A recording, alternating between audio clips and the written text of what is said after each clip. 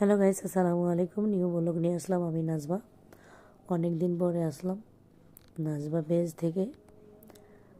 আমার এবার শীতে অনেকবার দুধের পিঠা বানানো হয়েছে, চিতই পিঠা। তো আজকের মতো বেস্ট পিঠা আমার কখনই হয়নি। আমি এত সুন্দর করে পিঠাগুলো বানিয়ে নিলাম, সবগুলো একে একে আপনারা দেখতে পারবেন। তো আমি একে একে সবগুলো পিঠাই বানিয়ে নিলাম। এখানে অনেক সুন্দর হয়েছে পিঠাগুলো আসলেই। তো এখানে আমি পাটা গুড় দিয়ে গুড়ের শিরা জাল দিয়ে নিয়েছি।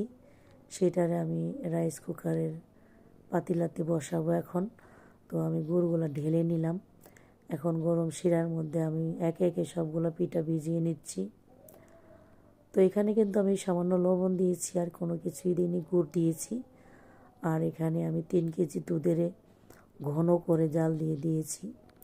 তো ঢাকনা দিয়ে ঢেকে দিলাম। ও সকালে দেখি আমার দুধের পিঠাগুলো এত সুন্দর লুক এসেছে। তো কেমন হলো অবশ্যই জানাবেন। আল্লাহ হাফেজ।